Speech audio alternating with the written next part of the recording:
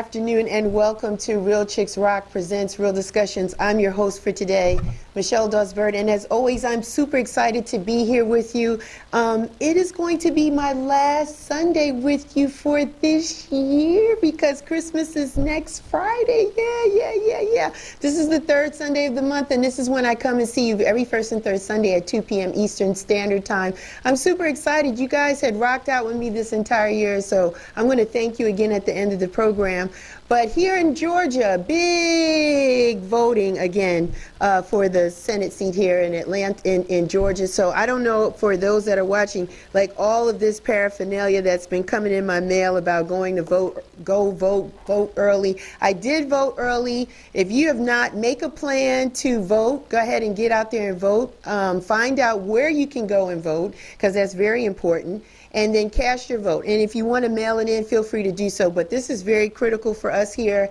The whole nation is watching to see how this is going to turn out, because we got to get the House in order for Joe Biden and Kamala Harris to pass bills that we need them to pass. So yes, please, if you have not gone out to vote, please go do so. And I'll remind you again at the end of the program. Thanks, everybody, for all the new listeners. Just want to give you a little background about what Real Chicks Rock is all about.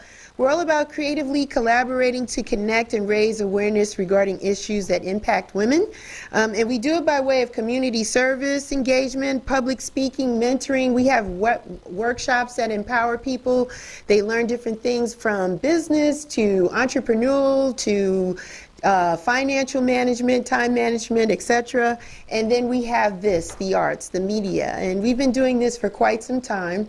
And we like this because it allows us to talk about the issues that impact us as women and the men that support us too. So, you know, it's not just solely for women. Men tune in, they check us out. I've had guests that are male, and it's no different today. Today's topic is really very important. I don't want to take it very lightly. I appreciate our guests that were willing to carve out some time to join us today. Today's topic is life with HIV, like living with the HIV virus. I think that, you know, I've talked about this a couple of years ago. It's been some time. And now I have some people in the space that are living with HIV. They are healthy, they are wise, they are phenomenal individuals. They've dedicated their lives to helping other people maneuver and work through the virus. And it's going to be great to understand their perspective, their viewpoint on how they felt when they first found out about it to today, and where we're going in the future with having to deal and cope with the virus. My guest today is Larry Scott Walker. Larry, how are you? Okay. How are you? Good to see you, Larry. Good to see you. I also have Masonia Traylor. I'm not sure if she's going to be able to join in, but I'm thankful, Larry, that you were able to carve out some time in your busy schedule to join us. Welcome, Larry. Welcome. Of course. Thank you. How are you today? I'm doing well. This is an amazing Sunday. It's nice outside. Like you said, we have a runoff going on. Everybody's all activated and stuff like that. And I feel really good. So, yes. Awesome. The weather's not too bad too. I'm from the Northeast, and so they got hit with some snow in New York, and so it's just nice to be in 53-degree weather here in Atlanta. I'm rubbing it in. I'm rubbing it in. Today is a nice day weather-wise. So Larry, let's jump in, right? Because time is of the essence, and I know you're a very busy person, and I don't want to suck up your whole Sunday, but I know you're an interesting person. Tell us a little bit about yourself, Larry. Give us a little background. So I'm a black gay man living with HIV, but before that, I was born and raised in Baltimore, Maryland, where I was raised in East Baltimore. So you said you were from Northeast. I know the snow, even though Baltimore is technically still in the South. I came to Atlanta by way of Morehouse College. I studied African American Studies and Theater at Morehouse College. I became an advocate truly at Morehouse College. I was one of two co-founders of the first and only GSA at Morehouse called Safe Space. After that, I moved back to Baltimore, worked in community, working at community centers and things like that. That's where I would find out that I'm a person living with HIV in 2007. And, you know, lived with HIV, basically just surviving, taking my pill for years until I moved back to Atlanta and met a host of young people living with HIV who were thriving with HIV. And it made me want to do something for myself. It made me want to, like, own my status. Even though I was undetectable, it made me want to be, out about my status. And then once I learned that one of my close family members was living with HIV and had been for decades, it gave me the inspiration and the encouragement to actually do something. Wow. So that's when I co-founded Thrive. Wow, wow. And so they've been living with HIV for years and hadn't said anything, and I guess through your strength they felt comfortable in saying, hey, Larry, I have it too. Is that how it happened for your family? That actually, I would have been the most ideal situation, but that is not. Unfortunately, my family member became really ill, and yeah, that's how I found out that they were living with HIV. That is what made me want to utilize my story as a way of encouragement for other people, because we didn't have that point of departure. We didn't have that conversation starter, they didn't have that person to rely on until it was too late, and unfortunately, they would eventually succumb to advanced illness. So Larry, tell me a little bit, how did you feel when you found out that you had HIV? How was honestly, I felt shocked. I felt like I was frozen in time. HIV is a disease I never wanted. As a Black gay man, you hear like HIV, is a big issue in our community, and it was even especially, and it is still at this time. But also I thought about my favorite poets, my favorite Black poets, like Essex Hemphill and Marlon Reyes and Joseph Beam, and how they all died from HIV, and it kind of just made me feel like a statistic. For many reasons, I felt a myriad of shame.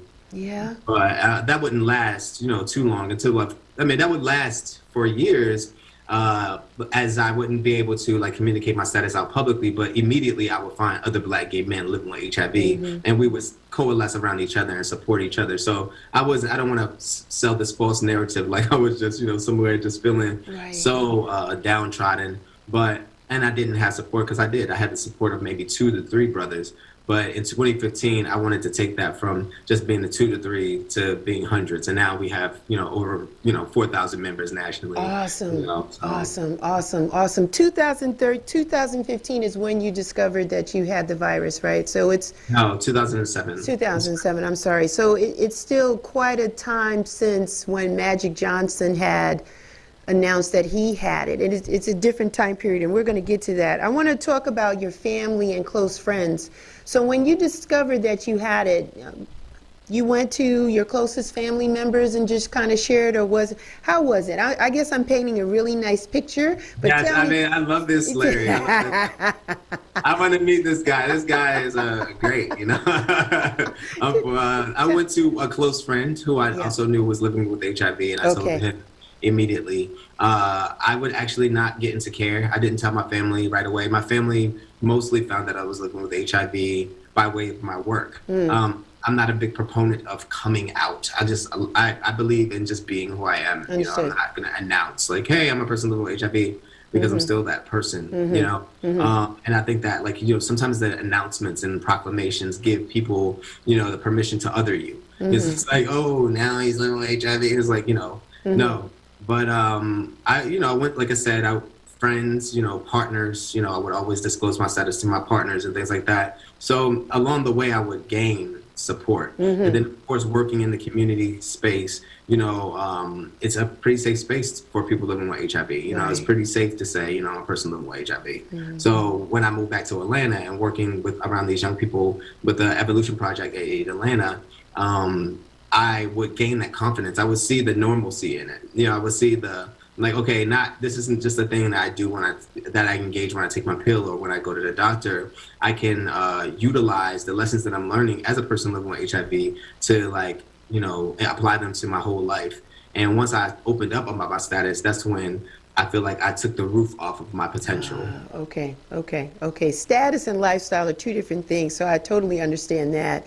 So then you had to make some adaptations, right? You just changed you changed maybe your circle of friends or your community changed. How did you pivot and turn, Larry, once you realized you're a gay man living with HIV and you realized there must have been a point, listen, I don't want to die. I don't know what this means, but I want to try to own it. So how did you make those changes and pivots and turns to adapt your lifestyle? Like my community didn't change. Like the way that I interface with my community changed more so. Okay. I think that I learned to truly allow my community in a very healthy ways, you know.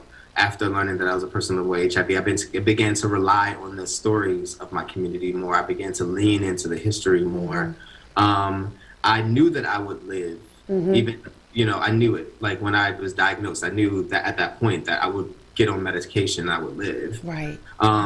I just didn't know how I would cope with the stigma. I didn't know how I would cope with, you know, the people othering me. I didn't know how I would cope with, you know, the stares and the judgment. And that was a barrier. Once I would learn more about HIV and would eventually get into treatment and start like treating the virus, I would start surviving with HIV. Okay. But there's a difference between surviving with HIV and thriving with HIV. Okay. You know, taking my meds every day, going to my doctor's appointments, you know, being virally suppressed, you know, stopping HIV with me, because once I'm virally suppressed and durably so, Right. I can't pass the virus. But if I'm still living with stigma, if I'm still hating myself or feeling, you know, shame, then I'm still killing myself, right? Right. So that was the thing that I had to get over, and it took a community approach, you know, allowing my community to imbue the way that I thought with healthy self-love, resiliency-based messages, as opposed to the detrimental messages that I was sending to myself, sending to my psyche. And then I began to thrive with HIV, and now that's my goal. You know, it's not enough just to control the virus in your body. Right. We need to support thriving. Yeah, thriving, and you know, and getting over whatever, like you said, the stigmatism, and maybe there's an embarrassment. Sometimes there's shame associated with it, like how, you know, and there's guilt, like how did I let this happen, what happened, and those type of things. So I like the fact that you transitioned to just surviving to thriving. That's awesome, because we can all do that. We are all guilty of beating ourselves up for things that happen to us. Sometimes it's really out of our control. We don't know. If people are not honest with us, we don't know. You just don't know. And so things happen, and then there's a consequence. So I really love the fact that you decided to thrive, and then the fact that you want to help other people, other men, be comfortable in thriving and not just surviving. That's an awesome thing. Now, Larry, I want to talk a little bit about the medication, just a little bit. Did you find that now that you're in a space that you understand how to apply the medication, what you need to do, and you're going to your doctor's appointments, have your dosage or medication, has it changed over the years because you seem to be doing physically well, or do you have to stay on the same regimen regardless of how you're doing today versus yesterday? So yeah, like when I was diagnosed, now I don't mind disclosing this information. When I was diagnosed with advanced stage HIV. So I had like 165 T cells or something like that. Okay. And under the number of 200, which would indicate advanced stage HIV. So I had to take, you know, my antiretrovirals. I took three pill regimen, as well as an antibiotic for a while. So then eventually I transitioned off of the antibiotic once I was undetectable, which was like a couple months. And, you know, I stayed on that 3-pill regimen for a while, and then transitioned to a 1 a day, because I felt like, you know, I wanted something, even though I was taking those pills at the same time, there were 3 different pills at different times, you know what I mean? Well, at the same time, but it was 3 different pills that had like 3 different kind of like standards. Like 2 I could take without food, and then the other I had to take with food. It was just kind of complicated. Yeah. So I wanted to simplify further. And as medications get safer, smaller, less toxic, I continue to simplify. And that's my prerogative. That's our prerogative. As you know, science gets better, you know, we make choices, right? So, but yeah, you know, yeah. And you haven't experienced any kind of side effects, because you look amazingly handsome and well. So there isn't like headaches or any kind of internal things that are going on with you with the medication that you know of? From my current medication, no, I don't have any side effects. I mean, there are side effects that people experience. The only side effects that I really experienced ever were just a bouts of depression in the beginning of transitioning onto my medication, which was common. But of course, I have a behavioral health team that I work with. And then also, I just want people to know, like, the medications are, well tolerated in your body. Like, your medication isn't going to typically cause you to look different. If your medication does cause you to feel different, then you should definitely, contact your doctor. Right. Because it's not like we're not in a day where, people living with HIV have to acquiesce to, horrible side effects just to live. That's awesome. That's good to know. I mentioned Magic Johnson earlier. It's been almost 30 years he's been living with HIV, and due to early detection and medication. Do you think people are less concerned about becoming HIV positive because of the icon and the image that Magic Johnson has given us? Because he's a healthy person. He's been around for 30 years with the virus. Do you think people have thrown caution to the wind about contracting HIV? No, I don't. Okay. And I definitely don't think that it has anything to do with Magic Johnson. Bless his, legacy. Right. And I mean, he's a major, legend and hero in our community. I feel like if there's any type of lethargy or kind of like nonchalance towards the idea or the concept or the conversation of HIV, it's simply because of the lack of focus on HIV. It's because of the lack of priority that we've put on certain people, messaging for certain people, women, certain other populations, trans men, there are gay trans men who contract HIV, but they don't see themselves in messaging. They don't see themselves in campaigns. So I just don't want to feed into the thought that people don't care about HIV. I think that we care about HIV, but I think that we also care about pleasure too. We also care about, having healthy relationships that kind of feel normal, so I don't think that it's just that everybody's just like, throw us to the wind. I think that we're mostly just competing with other, desires that complicate. And then also, like I said, the lack of priority, the lack of access to, certain people don't have access to PrEP. PrEP is pre-exposure prophylaxis. It's a pill that you can take every day, to avoid, HIV acquisition. And, the people who need PrEP don't know about PrEP. Or there's these weird, misconceptions about it in the community, or judgments about people who take PrEP.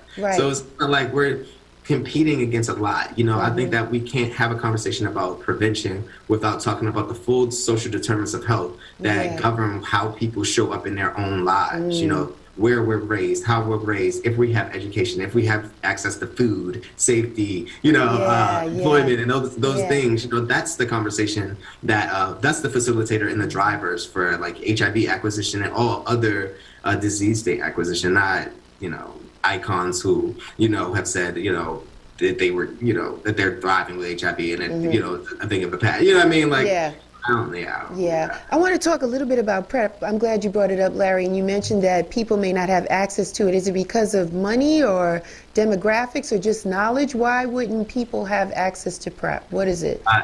All of the above, actually. Okay. All of the above. Not having the money, having misconceptions about maybe it being expensive. Again, like I was talking about the social determinants of health. Some people are taught and raised, with a keen focus and access to information about like what it looks like to prioritize your care, and some people aren't. And even the people who need PrEP right now, or PEP services, which is post-exposure prophylaxis, which is even just as if not more important, if you've come in contact with a person, and you felt like you slept with somebody who was living with HIV, that unchecked HIV, and that you were at risk and you didn't know their status or whatever, you can go to an emergency facility or care facility and be placed on a regimen for HIV to avoid actually acquiring HIV, after the fact. And I don't think that the people who need to know that, young black gay men, young black trans women, other demographics of people of color who are not prioritized, they don't know it. So like it's not just access to the drug is access to the information or the knowledge even around the drug. Yes, yes, you know? yes. There's so much information out there. I want to ask you, Larry, and again, for those that are listening, my other guest, Masonia Traylor, was supposed to be here today, but I guess due to circumstances, she wasn't able to make it. I really wanted her to be here to give us from the female's perspective, because she's living with HIV too. So again, my apologies that she wasn't able to join us. But I hope she's doing well. yeah, I hope she's doing well. I know she is. I see her in Clubhouse. She's been doing some talks and some chats. She's just probably very busy. Larry, let me ask you, do you have any idea how many men are living with HIV, at least in Atlanta? Do you have a sense of what that number might be? I don't want to misquote the number. Yes, I know that the majority of people living with HIV in Atlanta, in Georgia, are Black, and that 70% of that number is are men. That the actual true numbers can be captured at AIDSView.org or AIDSView.com, I think it is. Okay. That's AIDSVU.com.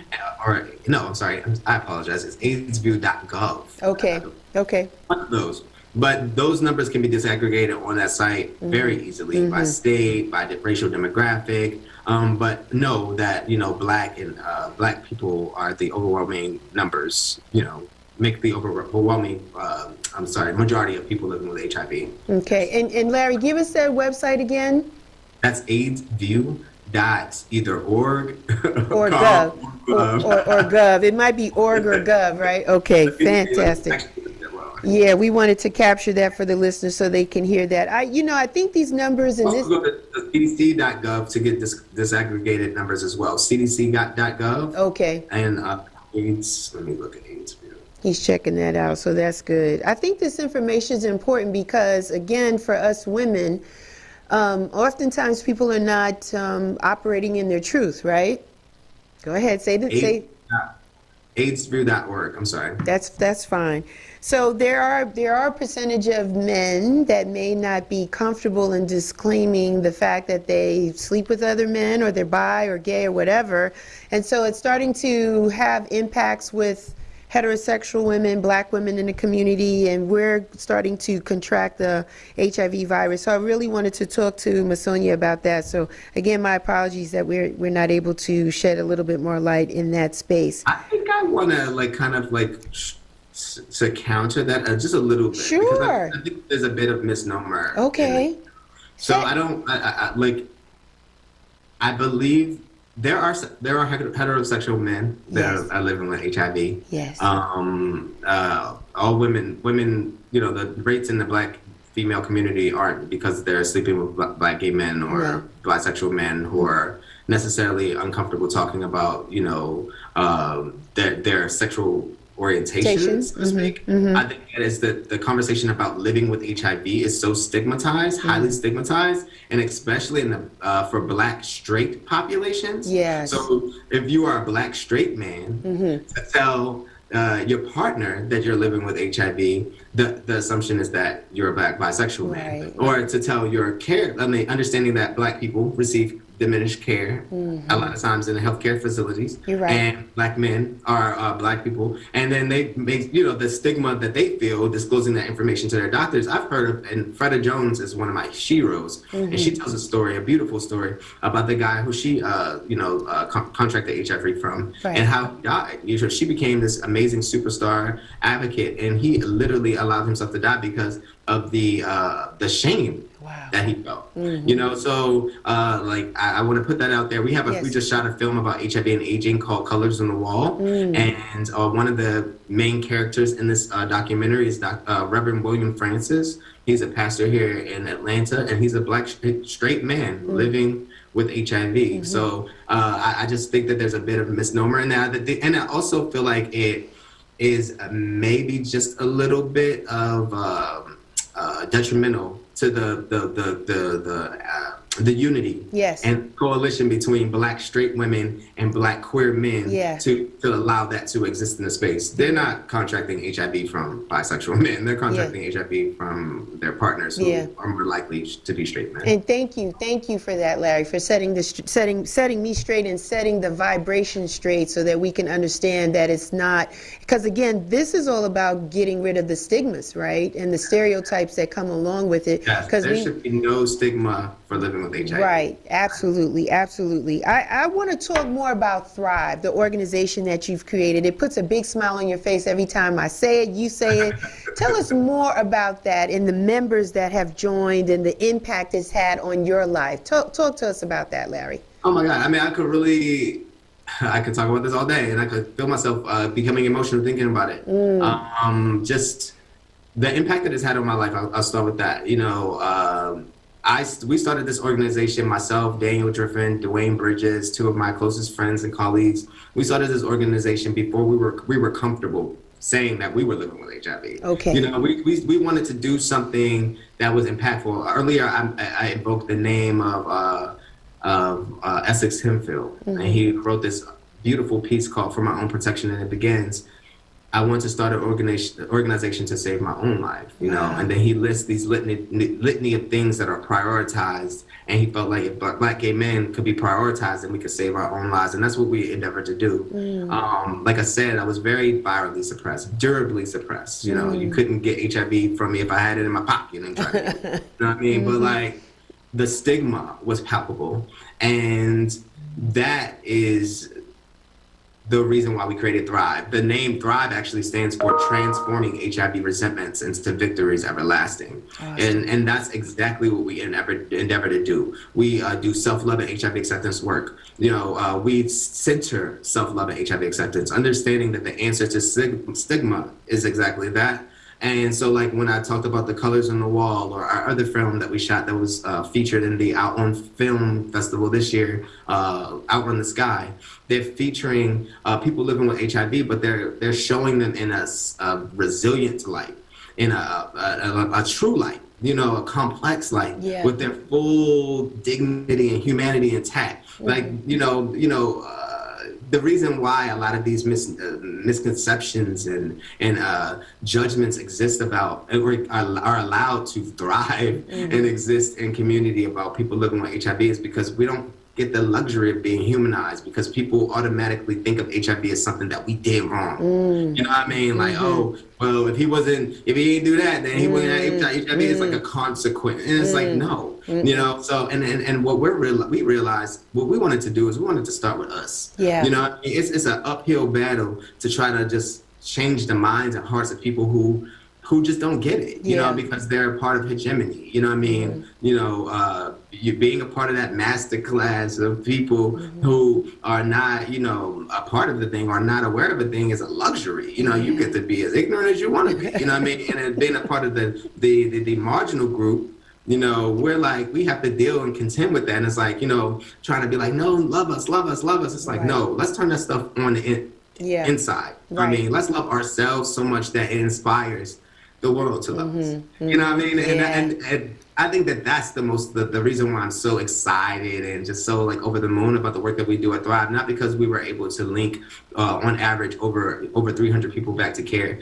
HIV care a year. Not because we're able to shoot these, you know, beautiful campaigns and movies and things like that. Or not because of our 5,600 square foot building in East Point, Georgia. It's because, you know, the thing that we were told to hate about ourselves, we can actually look and be like, I love that. Like this thing is like actually pretty dope, and it's pretty amazing that I'm able to take all of that power and all of that, you know, that energy that I was putting into hating myself and putting it into like not only loving myself but like supporting my community. You know? And I'm assuming that's what keeps you going. Is there ever a morning or a time where you just feel like, I don't want to be bothered today. I don't want to go. I don't want to do anything today. What keeps you going, Larry? What motivates you? Today was that morning I was talking about. You know, I was like, when did I agree to do something today? Like, what is wrong with me? You know, but the thing that keeps me going is understanding that our stories are light, you know, and for so many people, they're like thriving and, you know, getting through the darkness. And if I could use like my story, if I could use my inspiration, my passion as like a way to like guide somebody through that dark space, is like, it's worth everything. Like will do it. I will do that forever. And I don't really have days where I'm like, I don't want to do this. You know what I mean? I may have isolated things. I'm like, oh my God, I can't believe I agreed to that. Yeah. But, you know, I will never lose my life for this, because it's what I'm clear that it's what I'm here for. Like, I know that. Like, I know it in everything that I am. Like, I'm not tired around this work. Right. At all. Right. Because I know that, you know, this is what I prayed for. I remember when I lived in Baltimore after, you know, testing positive and working at a community-based organization in Baltimore. I asked, I was just like, you know, I want to be of use. You know, I just want to be of use. I want to use my talents. You know, I'm a poet, I'm an actor, I do all these creative things. I want to use my energy. I want to use my life force to make the world better. Yeah. So like when I'm having those days where I'm like, oh my God, it's like, no, we'll do it because this is what you asked for. Larry, do you get an opportunity to speak to younger men that are coming out or just identifying as being gay men to help them prevent catching HIV, or do you have that platform? Is that awarded to you often? Yes, fortunately, I do a lot of public speaking and things like that. We're about to, at Thrive, actually go into a more prevention space in this next year, where we'll be providing HIV testing, testing, and things like that. Again, you know, sometimes I go back to my the GSA that I helped to co-found, which is now known as Morehouse Adoti. I want to put some respect on that name. They changed that name, but you know, and I may go, you know, I go back and talk to them sometimes and things like that. But you know, fortunately, I have a pretty substantial platform in which I'm able to tell my story and to talk and to outreach to younger brothers. Are there any programs you'd like to see the government or maybe on a local level or state level implement to support Thrive or other young men or men in general fighting and beating HIV every day? Yes. I mean, I don't know what they are. I mean, I know that I want to shout out programs like He Is Valuable, like Black AIDS Institute, like SAC, Southern AIDS Coalition, and NASEM, and all of these beautiful Black-led organizations who do this work. They should be funded over and over again. They should be funded for every year of funding. Positive Women's Network, and you know, of course, Thrive SS, and all of these other agencies should be funded forever.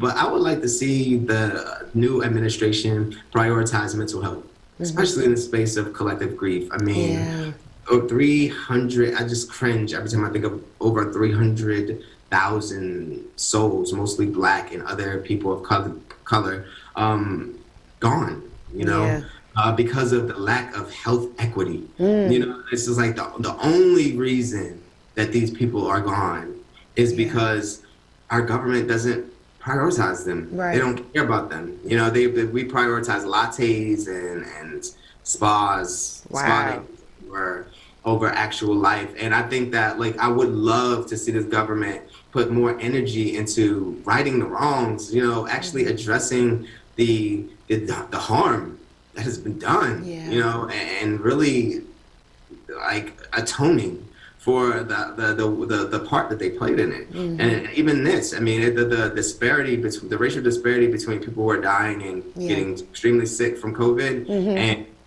people who are just like, you know, kicking it, you know, it's crazy. You know, it's very crazy. And I think that this government should do more. Like I said, the social determinants of health are like, you know, everything, you know, and I think that more should be put into housing, you know, put those after school programs back into the hood, you know, like, you know, stop gentrifying and moving people out of the hood and put, you know, some energy into it. Because like the fight against HIV, the work that Thrive does is intersectional work. It's not, we're just responding to the fact that 1 in 2 Black gay men are predicted to get HIV in their lives. We're responding to that, but the government could be proactive in making sure that that never happens. Right. You're absolutely right. You're absolutely right, Larry. Thank you for that. Tell me a little bit about the movie. You said you guys just kind of finished wrapping up a movie. Tell us a little bit about that. Well, we actually hosted our first screening of the movie on December 1st. We're partnering with GLAAD as well as Georgia's AETC, which is the AIDS Education Training Center, to do a host of screenings between January 25th and January 25th and February 5th, which is actually the day before my birthday, by the way.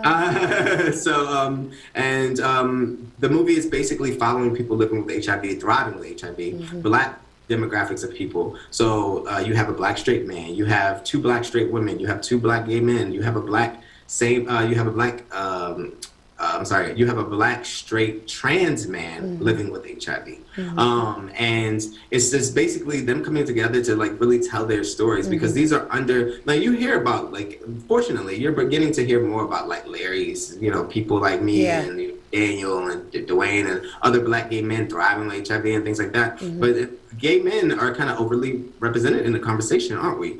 So this year when we were talking about, planning for the shooting of this film, Malcolm Reed, who is our director of programs, he actually held up like, it would be awesome to bring in some of these represented stories into this, and to really do the work that we say should be done. Right.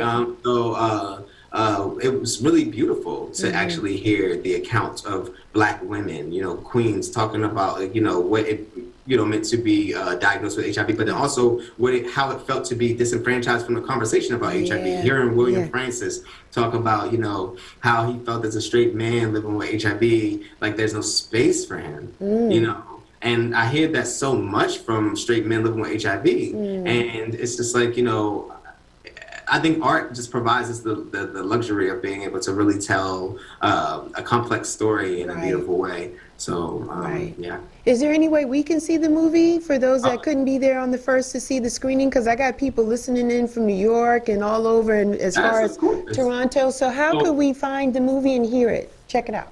What I will do for the people that's reaching out to you, because like I said, we're doing several screenings. We'll provide you the movie. I mean, you could share it to your watcher. Awesome. That's awesome. Or we'll provide you the link to where they can. They can check it out. We don't want to blast it out because we want people to come to our screenings. Yeah. For free, and we'll feature talent. Join both, but yeah, it's actually being hosted right now. We'll share the link. Okay, if you want us to wait until after you're hosting it, we can do it.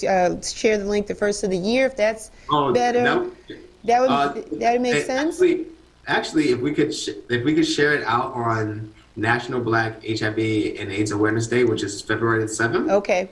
That would be amazing because we're having screenings leading up to that day. We actually have a screening on the 7th. Okay. So then we'll, Yeah, I'm going to mark that down on my calendar so that I can gently remind you so that we can get that link and share it to our listeners so they can watch it and see it too. Because I think it's great. It's empowerment because that's what it's all about. We want to have, we want people to have the platform and the opportunity to see people express themselves, be transparent about living with HIV, whether they're gay, lesbian, straight, transgen, doesn't matter, but we want people to hear their stories because that gives people strength in their own space. So that's a great thing, a great documentary. Are you guys going to do any more film like that? Since you're an actor, an artist, are you going to curate some more informational stories like that? Yeah, so Project Rio is the project that we do these films under. We do it every year. So we did, like I said, we did Outrun the Sky, which you can find Outrun the Sky on our website. Okay.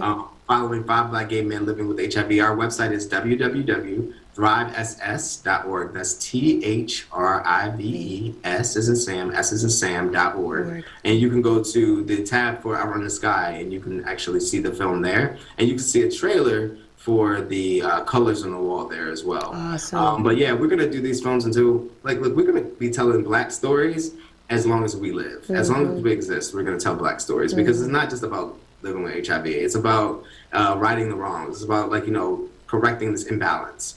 So as long as we can, we're gonna continue to prioritize that, as well as linking people to care and treatment, and building networks and stuff like that. That's very important because oftentimes, Larry, we just don't know where to go. We don't know where to go, who to talk to, what to do. And so having Thrive in place, and you gentlemen are so wonderful and accessible and just giving of information and transparency and authenticity, it's going to help so many people when they, even whether it's themselves, someone in their family, a close friend, even their partner, you know, we got to have these outlets. And I think because we were shelter in place this whole year and coronavirus was so important, and it's taking away so many of our loved ones on one spectrum. I think we forgot about talking about HIV as well as talking about cancer survivors. There's so many other things that are going on that are stealing the lives of our people that we still have to bring these opportunities up, these discussions up to talk about it, say this is still a real thing, this is still happening. Just because it's not on CNN's top 5 and Cuomo's not talking about it, you know, Chris Cuomo's not talking about it every night, it still exists, and it exists in our community. So that's even more important to us because it's happening to Black and brown people in our community, right? So I do have a large listening Latino base today up in New York, so they're interested in going through the same things that we're going through as Black people. Our brown and Hispanic Latino communities are going through the same thing. So this is powerful, Larry. I want to thank you. This has been awesome, awesome work. So what else is for you? What are you going to do personally? You Toastmaster guy. Anything else you got you're working on to promote Thrive or yourself? Do you have a book inside of you, Larry? I do. I have 2 books on Amazon, actually. Yes. Yes. So I have 2 books called Love Equation, Pain plus Pleasure equals Poetry. So it's love poetry, and that's Love Equation, Pain plus Pleasure equals Poetry, and it's Larry L. Walker, okay, on Amazon. I am really intentionally trying to get out what's inside of me, as it relates to my advocacy piece, but also what's my personal life, right, my feelings and things like that, my spirit. I've been really working at centering a lot and reprioritizing my spirit. So I do have some projects in me. Yeah. But if anybody wants to check out any of my current work, you can definitely check out Amazon. Awesome, awesome. How can people find you, Larry? How can they find you and Thrive? Tell us, how can we get with Thrive? And can we join a mailing list if we go to the website so we know what's going on, right? Tell us about Thrive. So yes, if you go to thrivess.org, you can join our mailing list. If you are on Facebook, you can search Thrive SS Inc. and become one of our followers on our Facebook fan page. We share out a lot of information on our fan page, a lot of what we're doing. We're in partnership, like I said, with the local Georgia AIDS Education Training Center, where we're doing a lot of presentations about HIV and COVID. We wrapped up our last one on Friday, so we will start the next one's the big second week of the first year of the new next year. The second week of the first year, that was funny. But it's when Jesus was born, right? But and then if you wanted to find me, you can look me up at Larry Scott Walker, Larry Scott-Walker on Facebook. Definitely friend me there. And LDUB79, LDUB79. Yeah, that's awesome. Are you guys open to helping other organizations in different cities provide similar services and care? Are you open to mentoring or apprenticing other people that want to do this? Most certainly. That was probably your most important question. Nah, we love that. We live for technical assistance. We can't do this alone. We have some really cool models that work. Yeah. And we provide technical assistance for agencies already, but we love to share the wealth, especially as it relates to linking Black and brown people to the services that they deserve, right. So yes, we're always here for any type of twinning, any type of mentorship, any type of technical assistance. We are actually the fiscal sponsors for an agency, a beautiful agency called CH Peer out of not Jackson, Mississippi, out of Mississippi Delta, and they're doing amazing work as a young Black queer-led organization that's doing some very important work. So we're proud to stand in the gap for them. Freda Jones's organization is one of the organizations that we're helping to incubate right now with physical sponsorship. Her organization is called Lotus, and it's specifically for Black women living with HIV. They're based out of Atlanta. They have 300 plus members. Positive to Positive with More Singletary. That's another organization that we're incubating right now, and their whole thing is about health promotion, making sure that people know about PrEP and things like that. Yeah. So like we're here to partner, and we're here to do this work with you. Man, that's awesome. I'm glad I asked a very important question. Thank you. Thank you. You asked an amazing question. Thank you so much, Larry. Thank you. So listen, let me kind of wrap up with you. I want you to sit tight because there's a lot of things there. I want to thank you for your time, Larry. But everybody, listen, Georgia, hey, I said it at the beginning of the show. We got to get out here and vote. If you've not voted already, please, please, please, your mailbox is probably flooded with all of this stuff. Voter guide, make a plan now, early voting, be strategic like everything else that you do. Find out your local, find out your voting location, get out there and vote. Please do it. If you can't do it prior to, you want to mail in your ballot, mail in your ballot. If not, January 5th is the day. Okay, so please go out there and vote and vote and vote. Today's show is sponsored and powered by My Sister's Keeper. Yeah, I am my sister's keeper.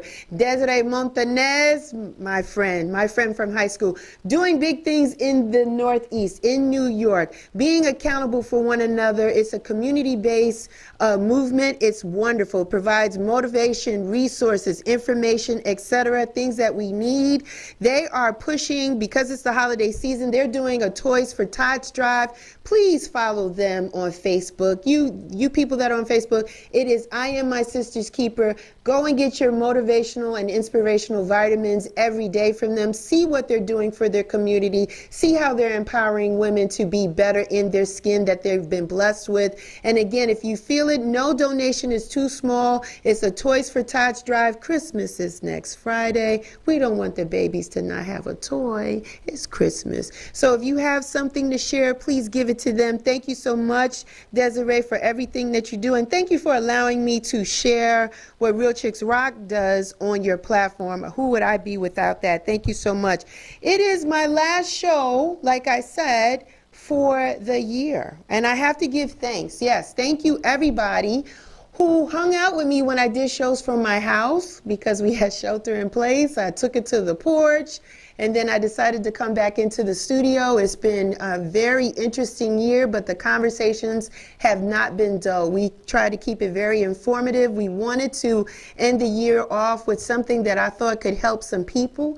Living with HIV is a very serious thing, and I commend everyone that has it and has decided to thrive and not just survive with it. I like the fact that Larry is so committed to everything that he's doing, so we wanted to end the year off with that type of empowerment that people, listen, the resources that you need are out here for you to get. You know you didn't catch everything, so when I repost this show, please feel free to re-listen to it, replay it, and share with those that you think may need to hear.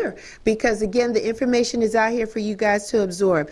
I'm Real Chicks Rock, and I am everywhere. I am. I'm on Instagram. I'm on Facebook. Check us out on the website. We got realchicksrock.com.